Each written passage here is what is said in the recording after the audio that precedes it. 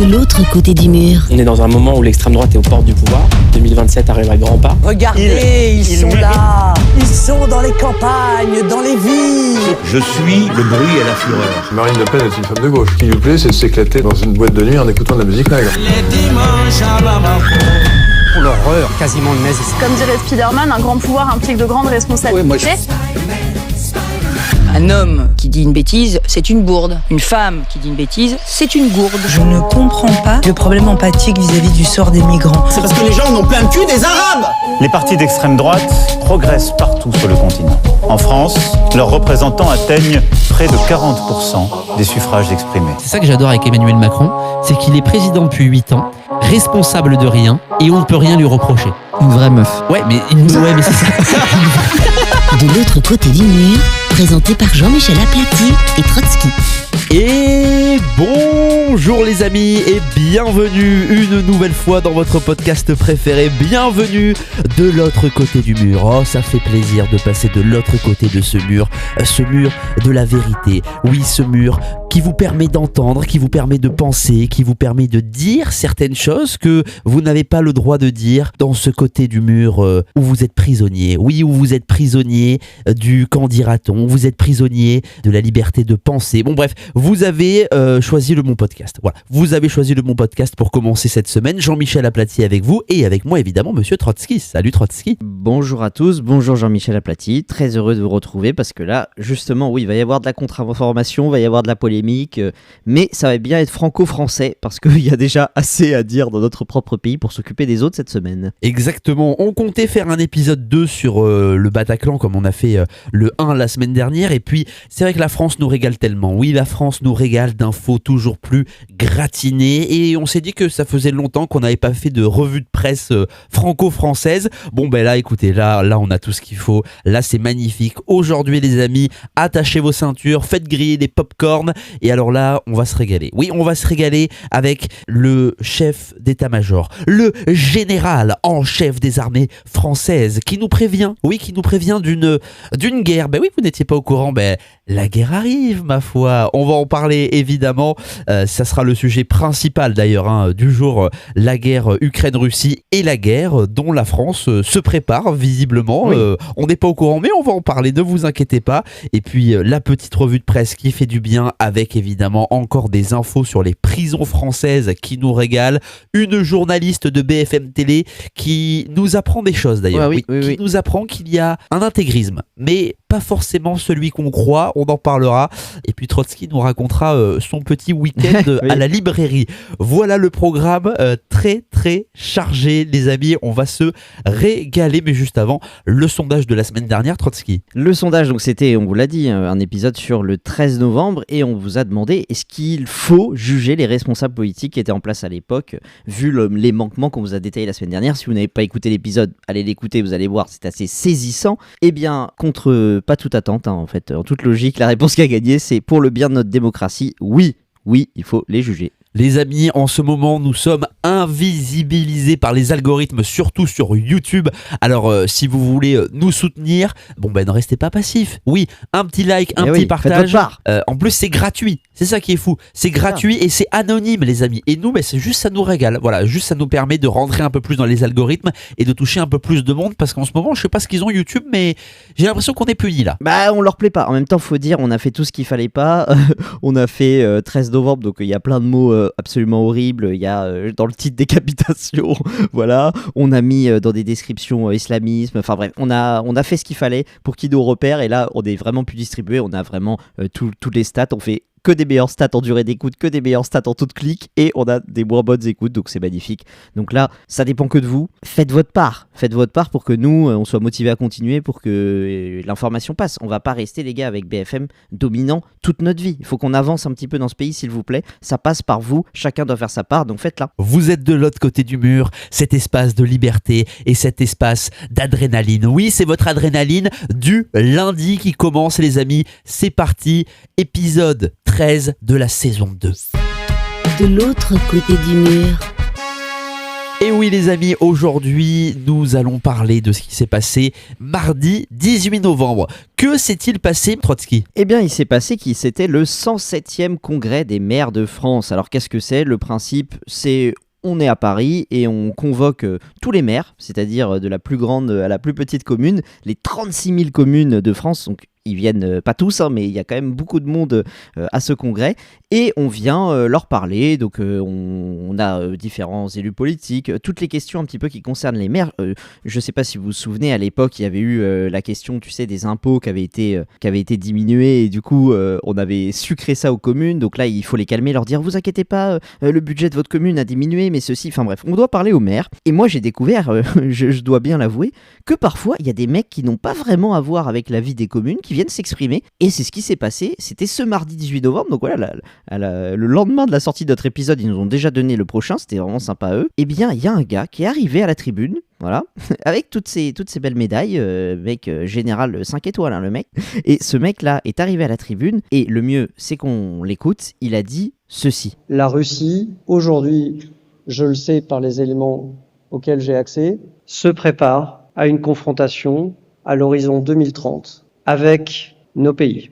Elle s'organise pour ça, elle se prépare à ça, et elle est convaincue que son ennemi existentiel, c'est l'OTAN, c'est nos pays. Donc déjà, c'est vraiment sympa que les Russes, comme ça, nous donnent une fourchette. Tu sais, ils nous disent, donc là, le projet du sous-marin sera fini en 2029. Donc ce que je propose, c'est que je vais vous attaquer d'ici 2030. Donc vous vous tenez prêts, les mecs ? On fait comme ça ?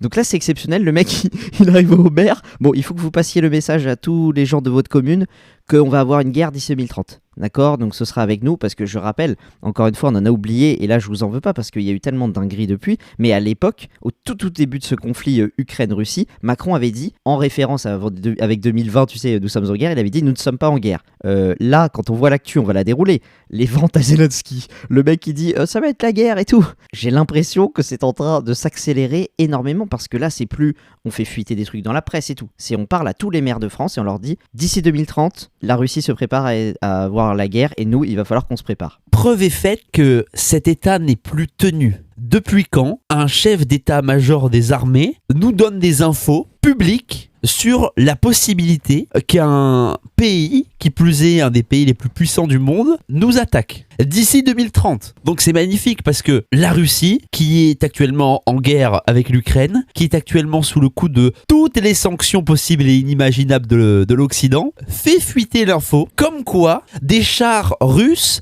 vont arriver dans Paris d'ici 5 ans. Bon, ce qui est magnifique quand même, c'est qu'entre la Russie et la France, les gars, il y a au moins 15 pays. Donc va falloir en traverser des pays pour arriver en France. Ça, c'est exceptionnel.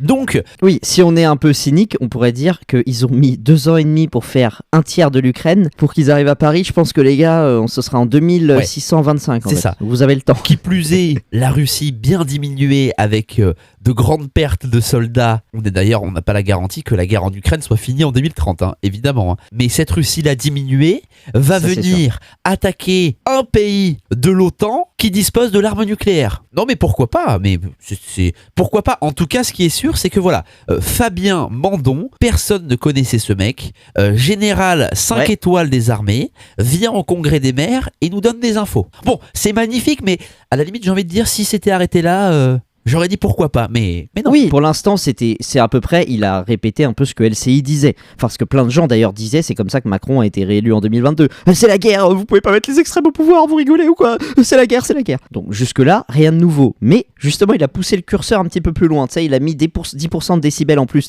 C'était un DJ, il a fait, allez, je vais accélérer un petit peu le tempo là, tu vois. Si notre pays flanche parce qu'il n'est pas prêt à accepter de perdre ses enfants, parce qu'il faut dire les choses, de souffrir économiquement parce que les priorités iront à de la production de défense, par exemple. Si on n'est pas prêt à ça, alors on est en risque. Si notre pays flanche parce qu'il n'est pas prêt à accepter de perdre ses enfants, de souffrir économiquement parce que les priorités iront à de la production de défense, alors on est en risque. Non mais c'est magnifique. C'est magnifique. Ça fait 1 semaine que le gars se demande pourquoi cette phrase-là fait polémique. Mais attendez, comment ça on est obligé de perdre des enfants là ? Je comprends pas là, Fabien Mandon là. Qu'est-ce qui se passe ? Premièrement, on n'a pas une armée régulière. Deuxièmement, Fabien Mandon perd les enfants. Mais quels enfants en fait ? Parce que il va être là finalement tout le débat. Les enfants de France. Mais attendez, est-ce que les enfants de France sont les mêmes dans les Landes, au Pays Basque et à Aubervilliers en Seine-Saint-Denis ? À votre avis, quels enfants de France la République enverra se faire tuer à la guerre ? Est-ce qu'elle enverra les fans de kebab, de poulet crousti et de... qu'est-ce qu'ils font encore là ? Bah, il y a les tacos au sushi. Ou est-ce qu'elle enverra les enfants blancs des écoles privées catholiques de France se faire casser la gueule face à la prétendue armée russe qui devrait nous attaquer ?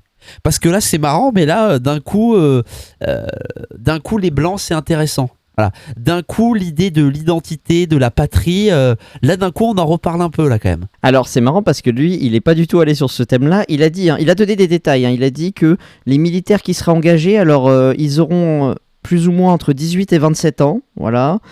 Donc ça c'est ce qu'on peut dire, mais alors le reste, non, on peut pas dire. Et il leur a dit, voilà, il faut en parler dans vos communes. En fait, là, ce qu'il leur dit, le move est celui-là, vraiment. Concentrez-vous et écoutez bien le message qu'il est en train de faire passer. Il parle à tous les maires pour que les maires arrivent dans leur commune et disent aux gens, il y a une possibilité de guerre et si vous n'êtes pas prêts à faire les sacrifices de vos enfants, c'est précisément ce qu'il dit, et des sacrifices économiques, on va y venir juste après, si vous n'êtes pas prêts à sacrifier vos enfants, eh bien on va être en gros gobé par la Russie, on va perdre contre la Russie. Donc tous ceux qui ont entre 18 et 27 ans, bon bah il va falloir accepter qu'il y ait des morts. Donc voilà ce qu'il faut que vous alliez dire dans vos communes. Je sais pas si on se rend compte de la dinguerie monumentale. Là on accepte d'être co-belligérant, on a toujours refusé. Quand on dit ça, on le dit quand même. C'est toujours marrant, ce sont toujours des hommes ou des femmes de 50 à 60 ans qui décident d'envoyer à la guerre des enfants de 20 à 25 ans. Et puis ce qui est bien, c'est que on ne reproduit pas les mêmes erreurs qu'il y a plus d'une centaine d'années. Non, on ne reproduit pas l'erreur de 14-18. Trotsky, petite question, sais-tu quelle est la moyenne d'âge des Français décédés pendant la guerre de 14-18 ? Alors je sais pas l'info, mais d'après ce que je connais d'un petit peu du conflit, je suis pas un grand spécialiste, mais je dirais autour de 21 ans et demi, un truc comme ça.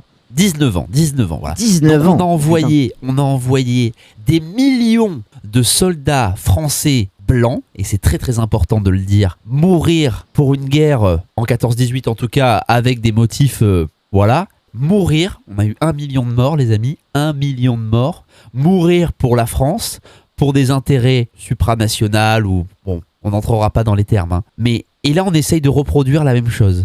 C'est limite à croire, si j'étais un peu complotiste, qu'on a envie de décimer la population autochtone française. Mais ça, c'est vraiment si j'étais complotiste. Il y en a une autre qui a fait une sortie un peu complotiste, mais on va en parler tout à l'heure. C'est Ségolène Royal, mais on va en parler. Il y a un autre quand même thème à dire sur cette citation-là qu'on vous a mise du général Mandon, c'est quand même cet aspect-là de souffrir économiquement. Parce que là, c'est les 30 Glorieuses, là. Là, tout va bien, on n'a pas 4 000 milliards de dettes. Là, actuellement, le pouvoir d'achat des Français augmente. Tout le monde se nourrit à sa faim. C'est superbe. Les jeunes, les 18-27 ans, ils peuvent acheter. C'est facile d'accéder à la propriété. Quand il y a quelqu'un qui décède dans leur famille, on ne leur prend pas tout via l'héritage, qu'on veut encore augmenter. On en a parlé dans un podcast précédent. Là, tout va bien. Donc, c'est-à-dire souffrir économiquement. En gros, là, il vous prépare à deux choses. Il va falloir vous sacrifier pour votre pays, ou les intérêts européens, parce qu'en vrai, c'est pas la France qui est menacée ou je sais pas quoi. Il faut arrêter de mentir. Et il va falloir vous serrer encore plus la ceinture. Enfin, il va falloir qu'on vous continue à vous voler encore plus d'argent, parce que là, vous imaginez, on vous a quand même déjà endetté le pays. On vous taxe à 70%. Il faut qu'on arrive à vous taxer encore plus, parce que là, malheureusement, vous avez arrêté de vous faire taxer plus à cause du Covid. On va faire ça entre le climat et l'Ukraine. Mais voilà comment on va réussir à vous saigner encore plus, à vous imposer des nouvelles taxes. Tu sais, au lieu que ce soit l'éco-taxe, quand tu payes à la caisse, à chaque fois, il y a 0,1 centime d'éco-taxe, il y aura la taxe Ukraine, et puis, tu vois, un impôt soutien aux jeunes Français qui vont mourir. Là, il a dit un truc, alors j'ai pas la phrase exacte, mais c'était l'idée. En gros, il disait, en fait, il faudra accepter de faire des efforts économiques parce que tout l'argent ira dans la production de guerre. Donc voilà, globalement, on financera que ça, et puis tant pis pour les autres, vous allez continuer sur votre fiche de paye à vous faire, soit vous allez mourir sur la guerre, soit vous faites saigner économiquement. C'est vous qui voyez. Donc c'est bien, il nous prépare pour un nouveau transfert de richesse comme ça a été le Covid, tous les gauchistes voient « Regardez, les milliardaires ont augmenté !» Oui, ils ont augmenté grâce à quoi ? À des taxes et à l'État qui a transféré vos richesses. Et bah là, c'est la partie 2 est en train d'être jouée. Donc soit vous vous réveillez, soit vous allez encore être taxé 10% de plus, c'est magnifique. La France passera-t-elle en économie de guerre, englobée d'un euro numérique qui sortira dans ces eaux-là d'ailleurs, et qui risquerait de, pourquoi pas, remettre en cause toute l'épargne que vous avez de côté, chers Français. Je vous le rappelle quand même, 4 000 milliards d'euros de dette, ça c'est la dette française évidemment. Tiens d'ailleurs, en parlant de dette française, je sais pas si vous avez vu cette info, c'est quand même magnifique. On est tellement un pays du tiers-monde, voilà, 8 années de macronisme ont tellement ruiné le pays qu'aujourd'hui nous avons un partenaire européen. Oui, je sais pas si vous avez vu cette info. Les parlementaires français ont eu connaissance, en plein débat sur le budget, d'un remboursement par anticipation effectué par la Grèce en 2025 à hauteur de 1,1 milliard d'euros. Donc voilà, c'est magnifique. C'est la Grèce qui aide la France à boucler ses fins de mois. On est dans le vent de l'histoire. Voilà. On est dans le vent de l'histoire. Un des pires pays de ce siècle-là en termes d'économie. Aide, qui est censée être la 7e puissance économique mondiale. Bref, ce que je voulais vous dire, c'est que 4 000 milliards de dettes, ça c'est la dette française, et 6 000 milliards d'euros dans vos comptes en banque qui sont en train de dormir doucement, chers Français. Et est-ce qu'une petite guerre ou une petite suspicion de guerre ou un petit risque de guerre ne justifierait pas de venir ponctionner dans vos comptes, les amis? Pourquoi pas, après tout? Sachant que là, vous connaissez déjà, je crois, cette info, elle a quand même pas mal circulé. Ceux qui ont au-dessus de 100 000 sur leur compte en banque, en cas de crise, on peut vous prendre tout ce qu'il y a au-dessus de 100 000. Bon, en cas de guerre, est-ce que ce serait pas au-dessus de 50 000, 30 000, 20 000? Tu vois ce que je veux dire? Bah, pourquoi pas? De toute façon, avec l'euro numérique, comme je vous l'ai dit dans l'épisode, on vous a fait quand même résumer toutes les dingueries qu'il y avait. Tout sera possible d'être gelé en temps réel, ponctionné, volé en instantané. Donc tiens, c'est marrant, on aura les outils pour le faire. Est-ce qu'on n'aurait pas maintenant la raison? On a le mobile du crime, tu vois, maintenant. On avait l'arme, maintenant on a le mobile. C'est ça qui est bien avec la guerre, c'est que tout peut être justifié et justifiable. On l'a vu, on a eu l'exemple pendant 2 ans avec le Covid. Je vous rappelle que nous étions en guerre, oui. Nous étions en guerre contre un virus qui a tué... pas grand monde en vérité, et ce virus-là, cette guerre face à ce virus a justifié beaucoup de restrictions de liberté, beaucoup de lois liberticides. On a ségrégué une partie de la population sans que cela pose problème au motif de cette guerre contre le virus. Donc, encore une fois, je suis désolé de le dire, mais nous ne sommes pas complotistes avec Trotsky, mais laissez-nous penser que une guerre avec la Russie entraînerait des restrictions drastiques de liberté. Déjà, ce qu'ils ont fait pour un virus qui ne tirait pas de balles, imaginez pour quelqu'un qui va tirer des balles contre nous, ce qui vaut, tu vois, le curseur de la liberté, il va aller à 90%. Imaginez si vous allez faire ça, ouais. Bon, en tout cas, est-ce que cette guerre avec la Russie est crédible? Ça, c'est vraiment la question qu'il faut se poser. Alors que la Russie n'a jamais désigné la France comme pays ennemi. Alors que la France est quand même, de par ses livraisons d'armes, co-belligérante du conflit. Ça, c'est sûr. Je suis désolé, avez-vous entendu Poutine dire je vais attaquer la France? Moi, jamais. Alors, une fois, il s'était un petit peu énervé, enfin c'était Lavrov là, tu sais, son porte-parole, il s'était un peu énervé quand Bruno Le Maire avait dit on va mettre à genoux l'économie russe. Il avait dit bon, si vous commencez à faire chier, on est capable de toucher tous azimuts quand même. Il avait dit parler pas mal parce que ça va pas aller, mais on sait bien que son objectif, t'imagines les ressources qu'il faudrait pour se mettre en guerre avec tout l'OTAN. Enfin, vous imaginez le mec qui sera en guerre avec toute l'Europe en même temps.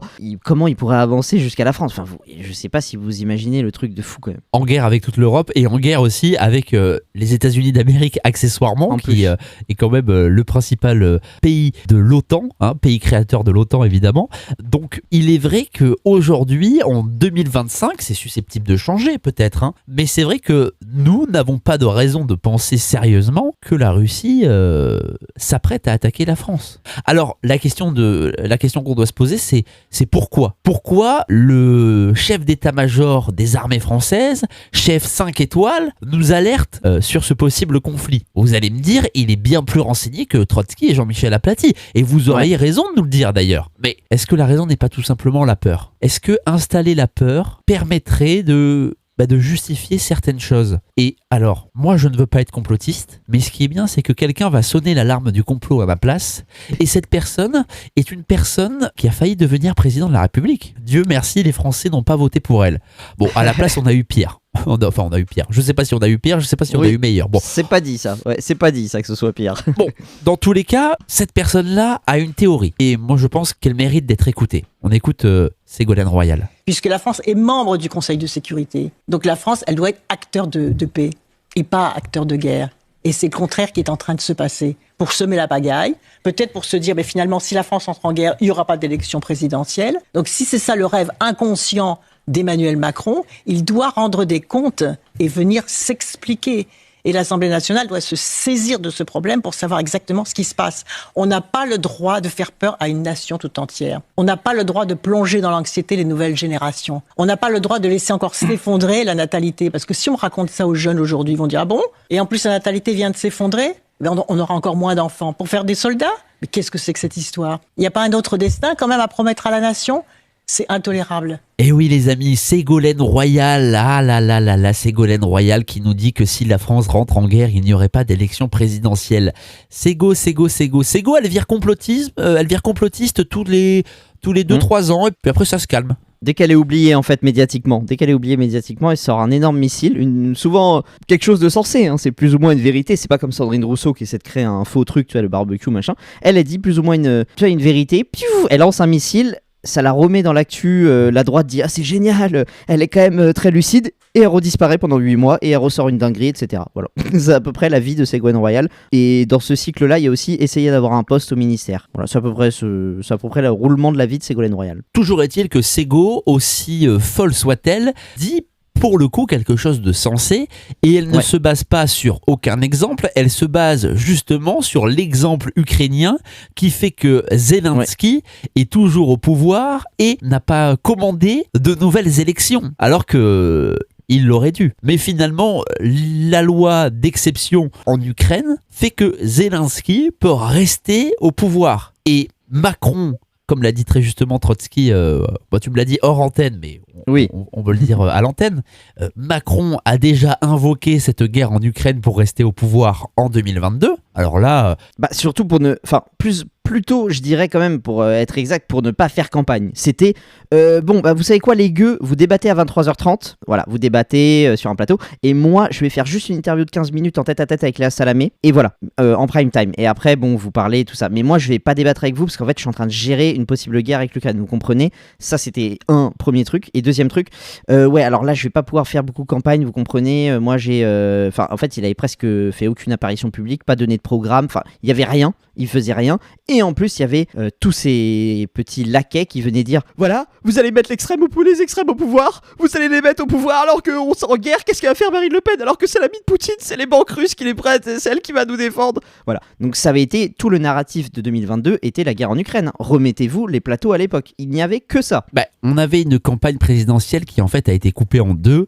On a eu de août à janvier des débats incessants sur l'insécurité, l'islam et le grand remplacement. On avait, on l'a dit dans un précédent podcast, un jour avant la guerre en Ukraine, un second tour Macron-Zemmour qui aurait franchement été une très très belle affiche.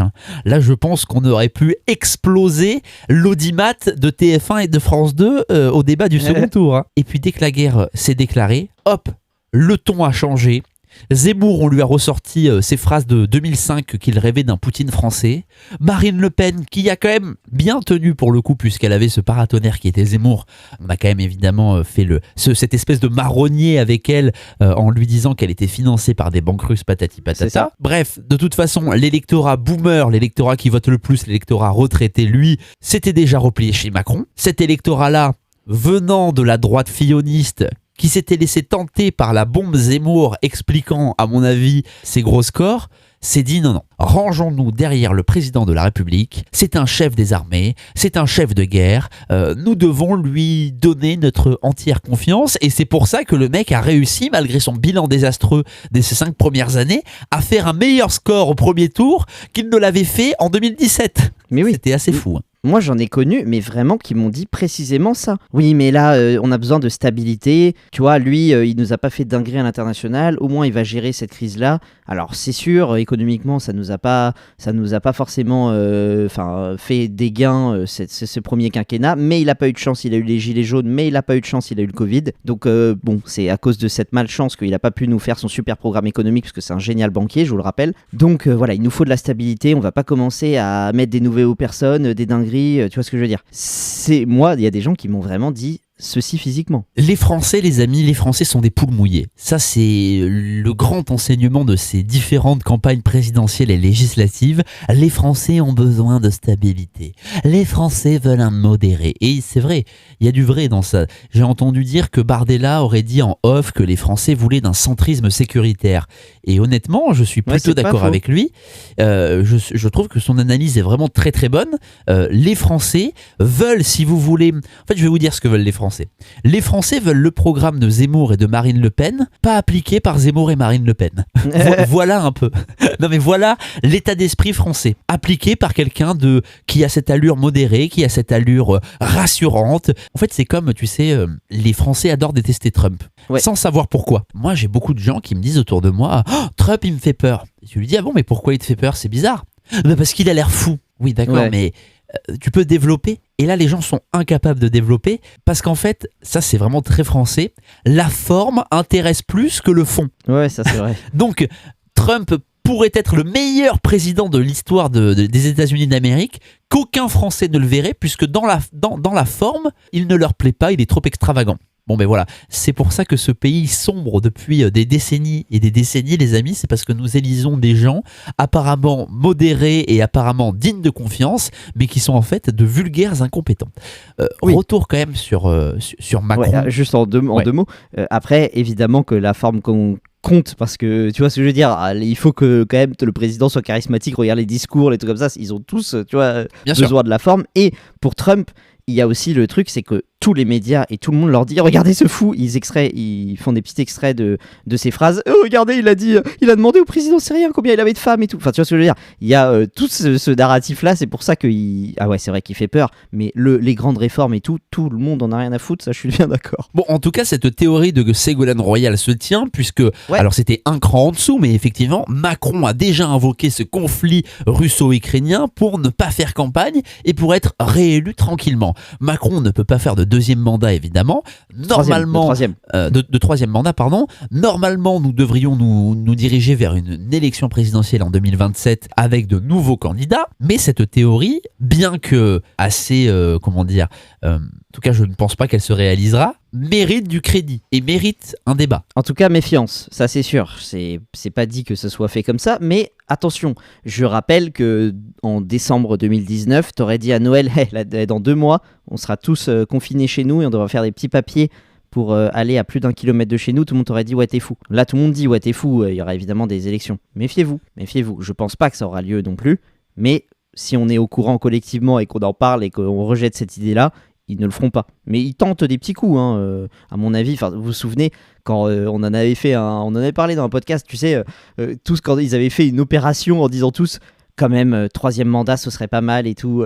Ils avaient tenté ce sujet-là, mais là, ils se sont un peu calmés, ça n'avait pas trop pris. En tout cas, les amis, je sais que certains ont peur. Voilà. Je sais que certains trouvent la menace russe crédible. Et alors, avec Trotsky, on ne dit pas que Poutine est un ange, on ne dit pas qu'il faut lui dérouler le tapis rouge. Sur ça, nous sommes d'accord. Ceci étant, ce que, en tout cas, moi, je vais dire, c'est que, la Russie n'a jamais désigné la France comme ennemi, alors qu'elle est largement co-belligérante, au même titre d'ailleurs que la Grande-Bretagne, les États-Unis, etc., oui. Avec son soutien massif à l'Ukraine, et qu'elle permet à l'Ukraine de résister depuis 3 ans. Voilà, ça c'est un fait. Et deuxièmement, les amis, excusez-moi, mais je vais vous donner de quoi vous rassurer et en même temps peut-être pas. Mais est-ce que ce sont des militaires russes ou des Russes qui agressent les femmes ?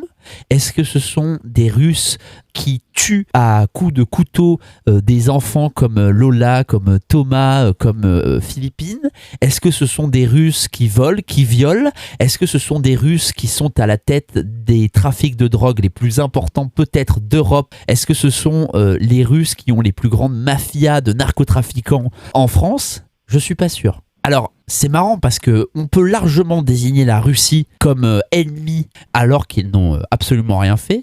Mais par contre, vouloir désigner un ennemi de l'intérieur qui a des mafias énormissimes de narcotrafiquants comme la DZ Mafia, qui veut littéralement dire mafia algérienne quand même, là c'est là c'est tabou.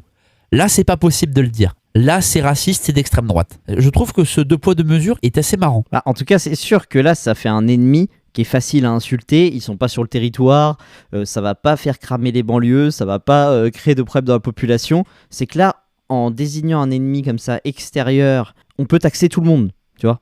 tout le monde peut mettre main à la poche pour lutter contre cet ennemi-là, et comme ça évite justement de régler ces problèmes intérieurs qui vont nécessiter des montées de tensions communautaires, disons. En tout cas, ce que je dis est largement partagé par des gauchistes. Oui, par des gauchistes qui ont enchaîné depuis des dizaines d'années des plans banlieues qui nous ont amenés à la ruine.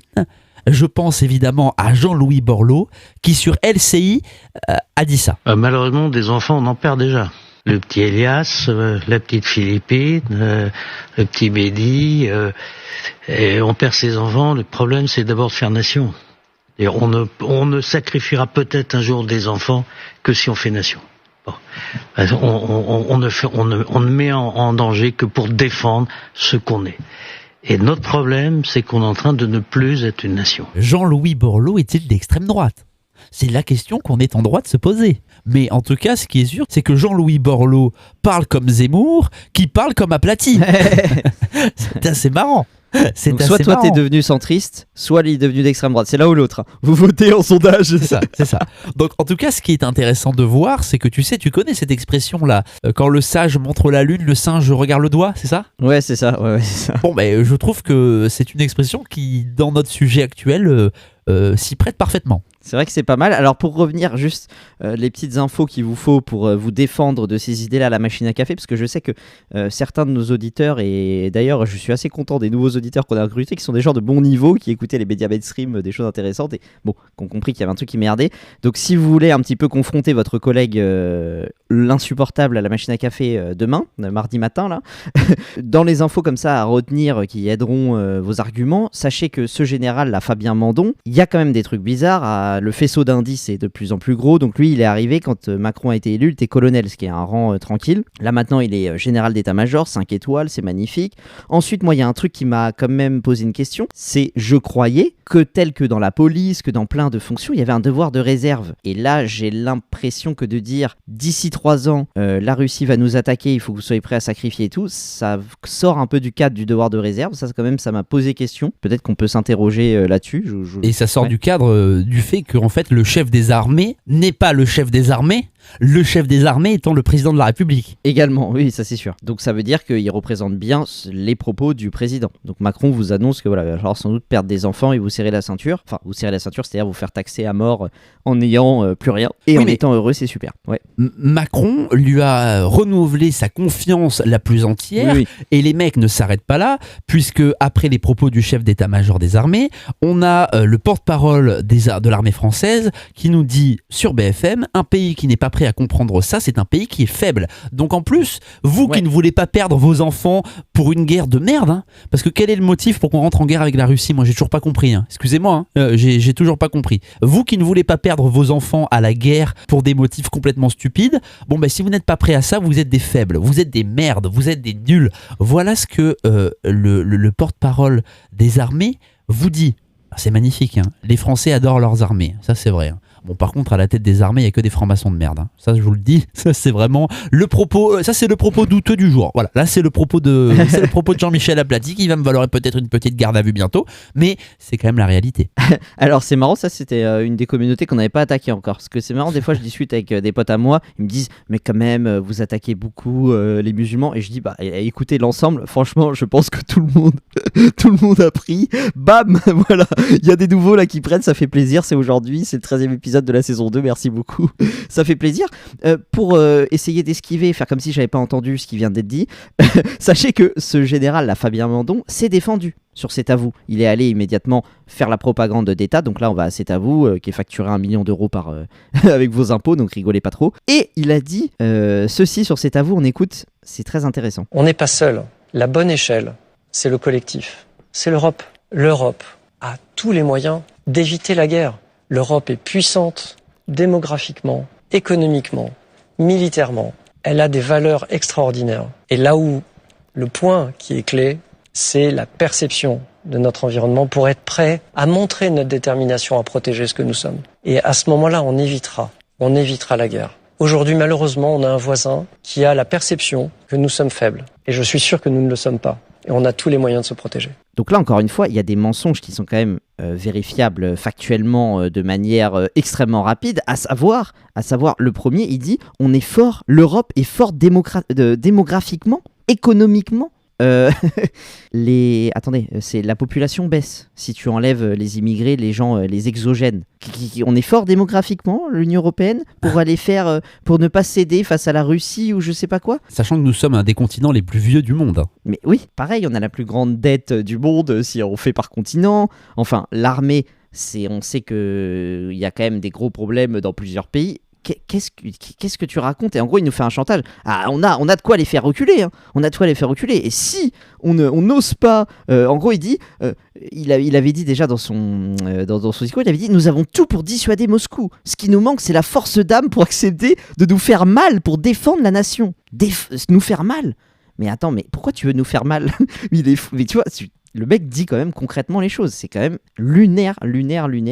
Même sa défense. Donc le mec persiste et signe. Donc il va falloir que ce soit vous qui lui mettiez un stop parce que lui ne va pas s'arrêter tout seul. Donc charge à vous de refuser ça en bloc et de convaincre votre entourage. Hein. Sincèrement, c'est important. Avant de parler de Zelensky, de retourner en Ukraine, les amis, tous les chefs d'état-major des armées sont OK puisque sur RTL, le chef d'état-major de la marine et les mecs, ce qui est bien, c'est que les mecs mentent. Voilà, ça c'est fou. Le chef d'état-major de la marine affirme que le sabotage du gazoduc Nord Stream 2 en mer Baltique serait le fait de la Russie. C'est énorme. Cette fake news est énorme. De un, parce qu'on sait maintenant que le sabotage de ce gazoduc a été commandé par les Ukrainiens, c'est établi. Et de deux, la Russie aurait sciemment endommagé le gazoduc qui la rendrait très très riche. Ouais. Non mais c'est intéressant. Ces gens-là mentent en roue libre dans les plus grands médias de France. Ce même amiral qui a dit, pour conclure son interview, que la France n'est ni en paix ni en guerre. Tiens, ça a évolué ça. Parce qu'à la base, on n'était pas en guerre. Ça, c'est du en même temps dans le texte. On voit bien que les soirées avec Macron, que les leçons avec Maître Macron ont bien été retenues. Les généraux tous azimuts, les amiraux persistent et signent. Et les médias, donc c'est les médias qui viennent prendre le relais de cette idée-là qu'il va falloir se faire mal, économiquement et dans votre chair, vous tuer quoi. Eh bien, il y a par exemple LCI. Alors LCI, on a déjà fait une fois, je crois que c'était dans l'épisode d'ailleurs sur la guerre en Ukraine, épisode qui est encore trouvable, qui a pas très mal vieilli, hein, parce qu'à l'époque c'était à peu près déjà ça l'histoire. On avait fait une compilation de ce que LCI avait dit. Donc LCI avait dit au bout de 6 mois de guerre, l'armée russe est en débâcle, ils n'ont plus de quoi combattre, d'ici un mois ils vont reculer. Bon, ils n'ont jamais reculé. Là maintenant, ils ont changé à 180 degrés. Maintenant, c'est-à-dire qu'ils sont tellement plus en débâcle qu'ils vont arriver à Paris. Ah bon, mais je croyais que Poutine avait un cancer, une leucémie, il avait 5 maladies, etc., qu'il était proche de mourir et qu'il recrutait des vieillards. Et maintenant, il est prêt à envahir la France. Tiens, c'est marrant, ça a vite changé. Ça, personne n'en tient conséquence. Hein. C'est-à-dire que le mec qui écoute LCI depuis 3 ans, mais ça va pour toi, là. On peut t'imprimer dans ton cerveau, t'es du papier blanc, n'importe quelle idée. Et toi, tu dis oui, ok, y a pas de souci. Et bien là, il y a même une présentatrice, une journaliste, là, Ruth Elkrieff. Elle, ça y est, s'est engagée. Et en fait, elle nous dit dans cet extrait qu'on va vous passer que c'est pas le général Mandon, Macron et tous ses amiraux qui essaient de vous faire peur. Non, c'est les politiques qui refusent ça. On écoute. Mais il y a aussi aujourd'hui la guerre avec l'Ukraine. Et je suis frappée de la façon dont les politiques ne cherchent pas à expliquer ou au contraire surfent sur les peurs. Regardez l'exemple du chef d'état-major qui dit perdre ses enfants. Au lieu d'expliquer qu'il parle de l'armée de métier, au lieu d'expliquer que le danger existe et qu'on le répète sur tous les tons, mais ça ne veut pas dire que c'est demain à nos portes, ça veut dire qu'il faut se renforcer moralement pour montrer à Poutine que la France est forte et qu'elle sait réagir. Lui-même est trop dans l'émotion négative. Au lieu de ça, on a quoi comme réaction? On a des politiques qui vous disent mais c'est honteux de faire peur, mais c'est pas bien de faire peur. Mais attendez là, la vérité, la réalité, mais c'est comme ça qu'on se renforce. Que font les politiques? Par démagogie pure, ils renforcent cette peur. Mais c'est pas la France. La France, elle a cette force morale. C'est pas vrai. Donc, ce rapport au monde, il a aussi, cette peur et ce rapport au monde difficile, a aussi été, hélas, cultivé par certains politiques qui n'ont pas assez préparé la France à être ce qu'elle peut être. Donc voilà, c'est magnifique, elle nous fait un chantage. Si vous avez peur, c'est pas eux, hein. Ils essaient de nous prévenir que dans l'éventualité où peut-être il y aurait une guerre, eh bien au moins on serait prêt. Mais il ne dit pas, il ne dit pas du tout qu'on sera en guerre. Il dit j'ai des infos, la Russie, on vous l'a passé l'extrait, donc écoute les extraits, c'est ton métier, tu gagnes pas 10K par mois pour ne pas écouter les extraits, c'est quand même dingue. En fait, elle nous dit, il dit pas qu'on sera forcément en guerre, le mec a dit j'ai des infos, horizon 2030, il se prépare à nous faire la guerre. Donc ils se permettent, ils refont le texte, ils disent que voilà, et que les politiques qui ont refusé ça, c'est-à-dire Ségolène Royal et Mélenchon, c'est les deux gros, en gros, qu'on dit que c'était de la merde, et bien c'est eux qui jouent avec vos peurs. Donc inversion accusatoire totale, c'est quand même magnifique, les médias, les amiraux, tout le monde est lié pour vous faire avaler ce truc-là. C'est magnifique, hein. C'est ceux qui demandent la paix qui sont finalement traités de va-t-en-guerre.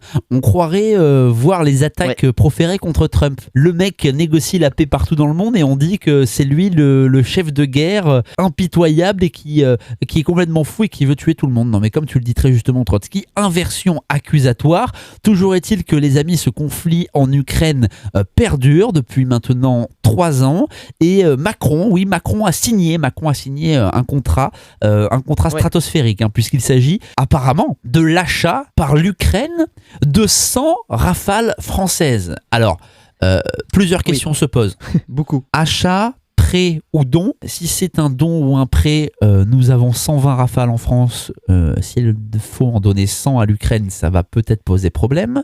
Si c'est un achat, avec quel argent? Avec quel argent Zelensky va payer? Quand va-t-il le payer? Quelles sont les modalités de production? Quand Dassault va-t-il devoir livrer ses Rafales? Beaucoup de questions à se poser. Alors, j'ai quelques réponses pour toi, mais malheureusement, j'ai pas toutes les réponses. Alors déjà, ce qu'il faut dire, c'est que si vous avez raté ça, c'est normal, si vous ratez les chaînes d'infos, vous avez bien fait. Donc c'était le 17 novembre. Le 17 novembre, Zelensky est venu à Paris, enfin c'était à Villacoublay pour être précis, et ils se sont assis. Alors c'était magnifique, hein, c'était digne d'un spectacle, si tu veux. C'était une pièce de théâtre. Ils n'avaient pas dit aux journalistes ce qu'ils allaient signer, et ils ont été filmés, donc t'as tous les petits reporters là qui viennent, ah super, on va filmer Macron et Zelensky, donc ils viennent, ils filment les deux, et ils signent des documents, tu vois, il y a des espèces d'intercalaires, des porte-documents, tu vois, des porte-vues, comme quand t'étais en musique, et donc ils signent ces trucs-là, ils se les échangent, et personne ne sait ce qu'il y a. Et alors pendant toute une journée, là le 17 novembre, tous les plateaux télé, à votre avis, qu'est-ce qu'ils ont signé, combien, etc. Et donc, ce qui est génial, c'est que là, t'as cité le truc qui est sorti, c'est-à-dire 100 avions Rafale, avec dedans des drones, de l'armement et de la formation. Mais, en fait, on ne sait pas si c'est vraiment 100 Rafale. La phrase qui a été dite, c'est magnifique, 2 points, ouvrez les guillemets. Ce sera de l'ordre de 100 Rafale. De l'ordre de 100 Rafale. Je vais vous dire, en même temps, à 80 millions la bête, on n'est pas à un prêt. Ouais. Je veux dire, quand t'as 4000 milliards de dettes. De l'ordre de 100 Rafale. Alors ça, moi, j'ai adoré cette phrase-là, qui est absolument magnifique.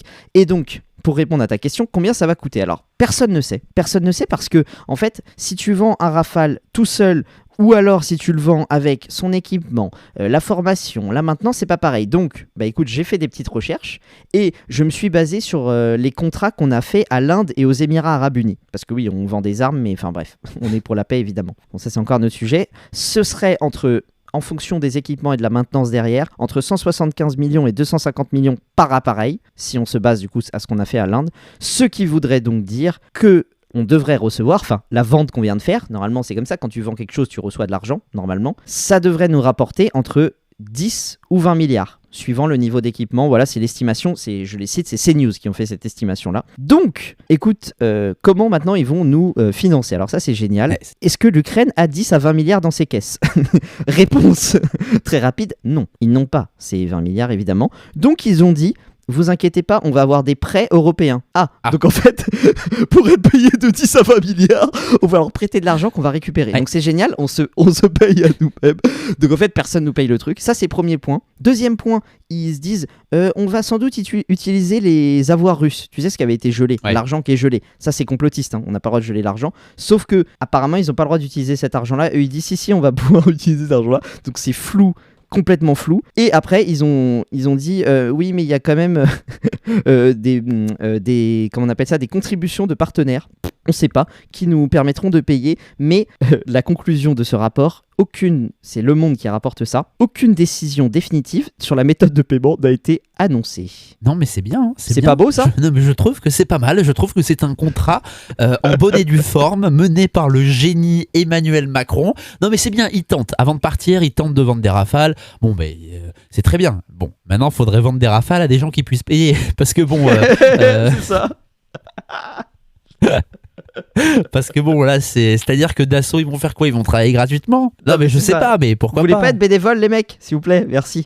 Non mais en plus bon, Zelensky il traverse une mauvaise passe, hein. Zelensky là bon, on le savait déjà, puisque c'est vrai qu'on l'a dit l'année dernière dans notre précédent podcast. Bon, l'Ukraine est un pays corrompu, ça c'est vrai. Bon, oui. Zelensky, oh là là.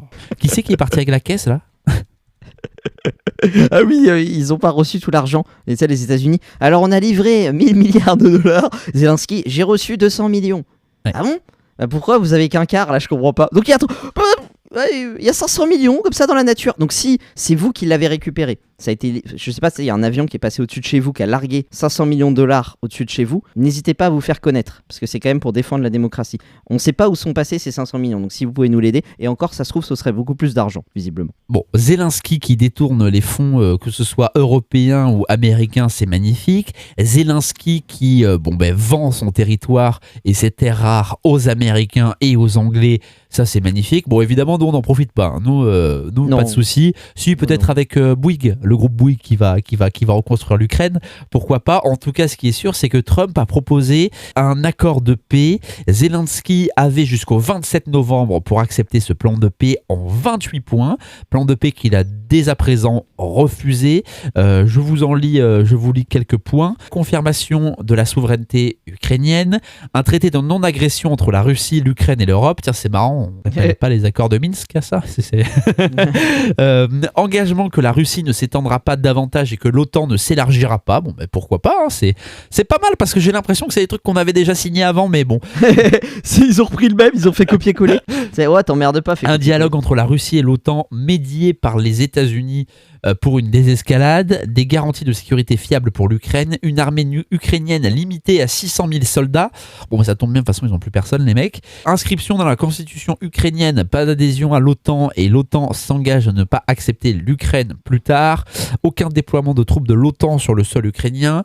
Des avions de combat européens seront stationnés en Pologne. L'inéligibilité de l'Ukraine à l'Union européenne, plus accès préférentiel au marché européen temporairement. Ça, c'est magnifique, parce que généralement, le temporairement, les amis, c'est des temporaires qui durent. L'Ukraine qui sera un État non nucléaire selon un traité de non-prolifération. Programme éducatif pour promouvoir la tolérance, la diversité culturelle, interdire l'idéologie nazie et extrémiste. Voilà, ça c'est ce qu'il y a dans le plan. Et alors le point numéro 25, qui pour moi est un des meilleurs, l'organisation d'élections en Ukraine dans les 100 jours après l'accord. Et ça c'est marrant, parce que Zelensky, on en parlait tout à l'heure, Zelensky a refusé directement ce plan de paix, et c'est marrant puisque il est vrai que c'est un plan de paix qui ne l'avantage en aucun point. Oui, c'est ça. Donc voilà les amis pour ce conflit russo-ukrainien et cette probable peut-être guerre entre la France et la Russie. Donc nous n'avons plus qu'à vous dire, préparez-vous, parce qu'apparemment ça va péter sévère. Donc voilà, ça c'est comme vous voulez. Donc soit vous faites des bunkers chez vous, soit vous vous armez. Ah non, c'est pas bien les armes, c'est vrai, on avait oublié. Mais non. Bon, va falloir peut-être va falloir peut-être faire du sport, va falloir, je sais pas, mais en tout cas va falloir faire des trucs, parce que la Russie est sur le point d'arriver dans Paris. Voilà. Les mecs n'arrivent pas à arriver à Kiev, mais ils vont arriver à Paris d'ici 2030, donc pourquoi pas. Suite au prochain épisode, en tout cas vous l'avez compris dans ce qu'on vient de dire avec Trotsky, c'est qu'en fait finalement c'est la peur. En fait voilà, c'est la peur qui régit et la peur qui dicte vos émotions et vos choix finalement, et on voit que le gouvernement français veut vous faire peur Quoi qu'il en dise. Pour vous faire les poches, ou in fine. C'est quand même ça, comme ça que ça finit à chaque fois. Allez, petite revue de presse maintenant, revue d'actualité sur ce qui s'est passé en France ces derniers jours. Et on va partir en prison, les amis. Et oui, ça s'est passé le 17 novembre. C'est lors d'une activité hors les murs que l'intéressé a pris la poudre d'escampette. Un individu de 35 ans qui était en prison pour des affaires de vol a été inscrit au fichier des personnes recherchées. Les faits se sont déroulés vendredi aux alentours de 18h30. Écoutez bien, un groupe de 6 détenus participait à une visite au planétarium de Rennes dans le cadre de la fête de la science. Le déplacement était encadré par 3 accompagnateurs, mais cela n'a pas empêché l'un d'entre eux, un homme de 37 ans, incarcéré depuis 1 an pour des affaires de vol, de prendre la fuite. Donc voilà, c'est magnifique les amis, vos impôts financent les sorties au planétarium de Rennes pour les détenus. Donc voilà, moi j'ai envie de dire que c'est magnifique. Ces détenus évidemment qui peuplent nos prisons, nous les connaissons, même si c'est officieux, nous connaissons évidemment leur ethnie, puisqu'on sait que pendant le ramadan, il y a 80% des prisonniers qui ne mangent pas. Mais ça n'importe peu. Ça importe à la journaliste de BFM Télé qui nous a appris qu'il y avait un intégrisme particulier dans les prisons françaises. On l'écoute. Moi, ce qui m'inquiète, c'est la montée des intégrismes en général. On le voit aux États-Unis, c'est l'intégrisme catholique, c'est une vérité. On le voit aussi on le voit aussi dans les prisons. Alors dans les prisons françaises, c'est de l'intégrisme catholique. Pour le coup, il y a eu un rapport tout récemment de la montée dans les prisons françaises des détenus qui se réclament de cette mouvance extrémiste là. Je crois qu'il y a une recherche de sens et de terreur qui moi me terrorise. Et oui, un intégrisme catholique dans les prisons de France. Et oui, mais c'est bien connu les amis. Alors, pourquoi cette bécasse dit ça ? Y a-t-il réellement un rapport soulignant le risque d'intégrisme catholique dans les prisons françaises ? Et alors là, je vais citer le journaliste de Valeurs Actuelles, Amaury Boucaud, qui a contacté le ministère de la Justice. Je cite le ministère de la Justice. En 2022, le ministre de l'époque a autorisé le travail d'un chercheur sur les mouvances d'extrême droite en détention. Pour répondre à votre question, ce rapport ne traite pas de l'intégrisme catholique, comme évoqué par votre consoeur. Une source du côté de l'administration pénitentiaire précise que c'est Dupond-Moretti, alors garde des Sceaux, qui a donné son feu vert à Nicolas Lebourg, chercheur spécialiste de l'extrême droite, très marqué à gauche évidemment, pour ce rapport universitaire, et qui n'est donc en aucun cas un rapport de l'administration pénitentiaire. Selon cette même source, à aucun moment la question de la radicalisation religieuse n'est évoquée dans ce rapport rendu le 10 novembre 2025 pour la bonne raison qu'il n'y a pas de sujet de radicalisation catholique en prison. Donc voilà, est-ce que c'était encore à prouver ? Mais BFM ment comme il respire. La journaliste s'est excusée, je la cite, elle a fait un tweet. Mardi, j'ai fait référence sur BFM au rapport de l'historien Nicolas Lebourg, commandé par l'administration pénitentiaire, sur le risque de la radicalisation en prison. Encore une fois, elle ment, puisque c'est pas commandé par l'administration pénitentiaire, on a juste donné à un universitaire le feu vert de faire ce rapport, c'est quand même pas pareil. Il s'avère que j'ai fait des raccourcis hâtifs de ces conclusions, ce qui a pu semer le trouble chez certains de nos téléspectateurs. Je tiens à m'excuser auprès des personnes qui ont été choquées par mes propos. Alors moi aussi j'ai fait des petites recherches et déjà les statistiques ethniques et religieuses c'est interdit en France. Donc ça c'est un problème parce que quand c'est dans un sens ça va pas, c'est interdit, on n'a pas de données. Par contre là on aurait des données pour ces trucs là. Donc déjà ça c'est hyper marrant. Mais il se trouve que selon les estimations, etc., les catholiques et protestants seraient aux alentours de 20% en prison. Et donc, pour elle, donc, la menace, c'est 20% des prisonniers français, ce serait ces 20%-là. Donc, c'est hyper intéressant. Comment fermer les yeux et, encore une fois, montrer la lune, on regarde le doigt, mais c'est comme tout à l'heure, c'est absolument parfait. On sait qu'il y a des unités entières de salafistes, de gens qui doivent être isolés des autres. Il y a même une prison spéciale qui a ouvert, c'est dans l'Orne, je crois. Eh bien non, attention, le grand danger, le vrai danger, comme elle dit, c'est les intégristes catholiques. C'est magnifique, c'est super. Comment, encore une fois, les montrer du doigt, les mecs qui bougent pas depuis 50 ans. C'est quand même parfait. Sachant qu'il est fort probable que sur ces 20% de personnes catholiques et protestantes, il y ait 18% d'Africains dans le lot. Ça c'est c'est dit. La France qui va faire la guerre à la Russie, mais la France qui n'arrive pas à tenir en laisse ses délinquants. Preuve est faite à Paris, un migrant clandestin soudanais interpellé 3 fois en une semaine pour violation de la tombe du soldat inconnu. Ah ouais, et donc c'est précisément sur celui-là. Putain, c'est marrant, il est vraiment très... c'est cette tombe-là qui lui déplaît et pas les autres. 3 fois, il y retourne, il est repris et il a tellement rien qu'il y retourne. C'est quand même incroyable. Alors, plusieurs questions. Qu'est-ce que fait un Soudanais ici ? Oui. Question 1. Oui. Question 2. Il n'a pas de papier, il est interpellé. Pourquoi le relâche-t-on ? Une fois. Question 3. Oui. Il est interpellé une seconde fois. Pourquoi le relâche-t-on ? Question 4. Il est interpellé une 3e fois pour la même affaire. Hein. Le mec va déféquer sur la tombe du soldat inconnu. On le rattrape et il est pas expulsé. Non mais c'est intéressant parce que je sais pas comment on va faire avec les Russes quand ils vont être dans Paris parce qu'on va en choper un, on va devoir le libérer.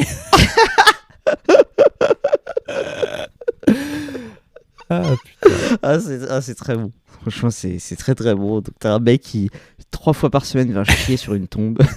Et on le relâche. Non, mais bon, voilà en tout cas les amis pour cette revue d'actualité qui j'espère vous aura régalé. Trotsky, tu me disais hors antenne que tu voulais nous raconter ton week-end à la librairie. Qu'est-ce qui s'est passé là ? Déjà pourquoi t'es allé dans une librairie ? À la librairie et avec ma grand-mère. Alors déjà pourquoi t'es allé dans la librairie là ? Parce que la librairie il y a que des trucs d'extrême gauche là-bas. Alors figure-toi, tu sais j'ai une petite comment on appelle ça ? J'ai des petits obsessions mentales on va dire, des petites obsessions mentales.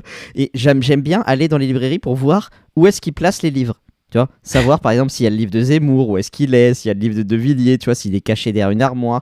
En fait, j'estime que c'est je prends le pouls de la population en fonction des différentes villes où je vais, parce que je vais dans plein de librairies, dans plein de villes. Je fais ça dans toutes les villes. Et comme ça, je vois s'il est plus ou moins haut, si la ville est plus ou moins de droite, tu vois. Parce que comme ils vendent, au bout d'un moment, c'est quand même un business, ils sont obligés. Et donc, je vais dans les librairies, je vais regarder, tu vois. Et donc, là, je suis allé voir, et c'était marrant, il y avait tous les livres estampillés d'extrême droite au même endroit. C'était pas trop caché, figure-toi, ça avait quand même un rayon assez intéressant. Et donc, je regarde tout ce qui est disponible. Bon, alors, t'as un rayon, un étage entier de la librairie, un étage, une étagère, hein, je parle, pas un étage physique, sur la lutte contre l'extrême droite. L'extrême droite tue, battre l'extrême droite, battre le de l'opinion, c'était marrant, que des livres de trucs inconnus, et qui étaient beaucoup mieux placés que, tu vois, Zemmour, que De Villiers, qui sont tous des best-sellers. On n'aime pas, mais c'est tous des best-sellers. Donc ça, déjà, ça m'a fait rigoler. Et en fait, je voulais qu'on ait cette discussion-là, parce que ça m'a fait rigoler. Surtout, j'aimerais que dans votre tête, ça infuse un petit peu. Vous savez, le discours des féministes, c'est on est invisibilisé, on vit dans une société patriarcale qui nous déteste, etc. Et là, je me suis rendu compte qu'il y avait un présentoir entier qui s'appelait féminisme. Il y avait un truc politique, un truc économie, un truc histoire et un truc féminisme. C'est-à-dire que c'est aussi grand que l'économie, un truc qui concerne tout le monde, que l'histoire. Non, il y a féminisme maintenant. C'est une catégorie à part. Donc ça, c'est absolument génial. Et alors, dans l'étagère féministe, j'ai pris des petites photos des meilleurs livres. Donc c'est assez marrant. Alors, il y a un livre qui s'appelle « Je ne suis pas raciste, mais ». Et en fait, alors c'est génial. Ça, j'ai vraiment eu envie de l'acheter. Donc c'est un Américain, Keon West, un Afro-Américain, qui, donc son sous-titre, c'est « Comment la science nous aide à mieux combattre et à mieux comprendre, et combattre les discriminations ». En gros, il t'explique pourquoi la science fait de toi un raciste. Parce que t'as plutôt tendance, si t'es un blanc, à aimer les blancs, si t'es un noir, à aimer les noirs. Mais qu'en fait, la science, c'est normal, mais qu'il faut pas l'être. Donc c'est absolument génial. Le mec, en fait, défend le truc, défend tout et son contraire. Donc j'ai eu envie de l'acheter pour juste m'arrêter à voilà ce que la science dit et dire pourquoi ça fait qu'il y a beaucoup de racistes et que peut-être que c'est naturel. Évidemment, tout ça est de l'humour, bien sûr. Voilà. Ensuite, je suis allé au rayon qui s'appelle lesbien. Donc à l'intérieur du présentoir féministe, il y a un rayon entier. Lesbien. Dans le rayon lesbien, il y avait le livre d'Alice Coffin qui s'appelle Le génie lesbien. Ah oui.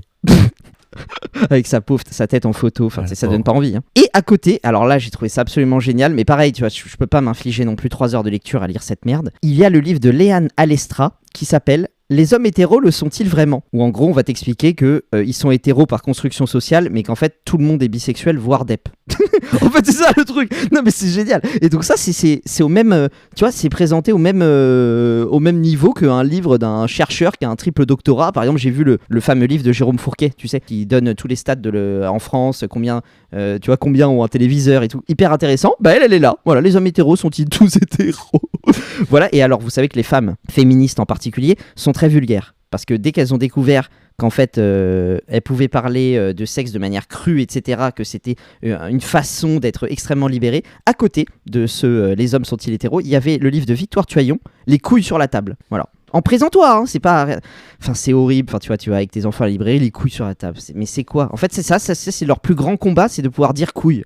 Enfin, c'est absolument horrible. Moi, je trouve ça bien, pendant que les féministes s'intéressent de savoir si les hétéros sont tous pédés, et de parler en disant mon vagin, mon choix, mes couilles, machin. Les hommes, pendant ce temps-là, sont les plus nombreux dans les sphères économiques et sont évidemment les plus riches. Je trouve que c'est pas mal. Voilà. Les femmes se posent des questions de merde pendant que les hommes font de l'argent, et après on reprochera au patriarcat d'exister, si tant est qu'il existe évidemment. Il y avait d'ailleurs une manif à Paris, là, c'était samedi, là, sur les violences faites aux femmes. Et alors là, c'est très intéressant puisque c'est souvent des manifs d'extrême gauche. Ouais. Et quand tu leur poses la question de mais qui vous importune dans la rue, là, c'est l'omerta la plus totale.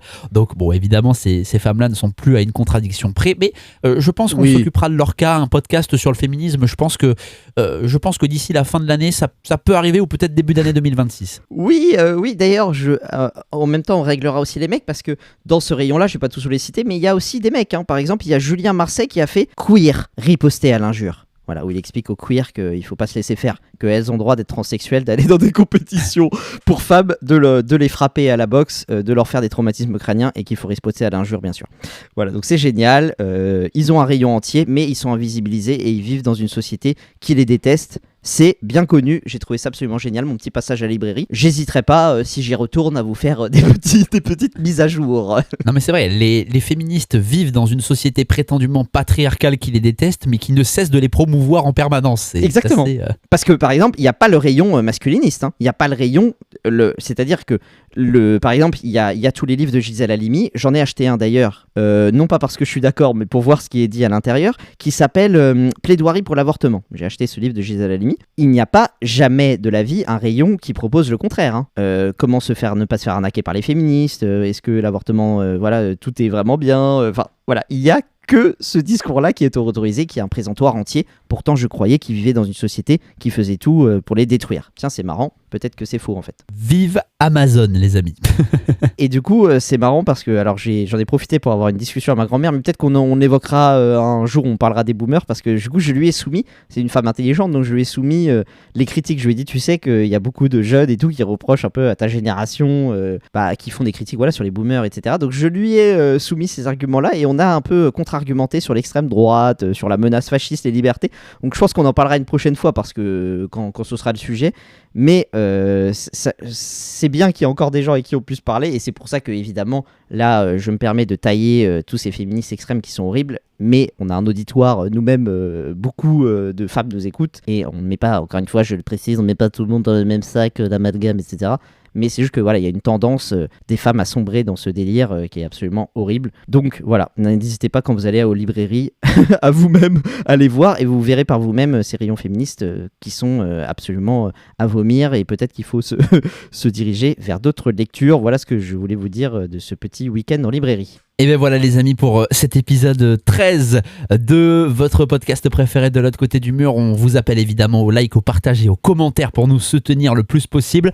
On vous rappelle évidemment que le 8 décembre, on vous donne rendez-vous pour un podcast spécial anniversaire avec une ceinture noire de complotisme. Donc j'espère que vous serez là et que vous partagerez cet épisode en masse. Et puis en attendant, écoutez, on vous souhaite une bonne semaine et on vous dit à lundi prochain. Ciao ciao Trotsky. Yes, salut Jean-Michel Applaty. Et pour tous ceux qui veulent rester là sur YouTube, comme d'habitude, je vous propose un nouvel épisode à écouter si vous n'avez pas eu votre dose de complotisme, et je vous bascule tout de suite vers l'épisode de la semaine dernière sur le 13 novembre. Qu'est-ce qui s'est passé pour qu'on mette 40 minutes à intervenir dans le Bataclan? C'est tout de suite, donc à tout de suite pour tous ceux qui restent, et à la semaine pro pour les autres. Salut tout le monde.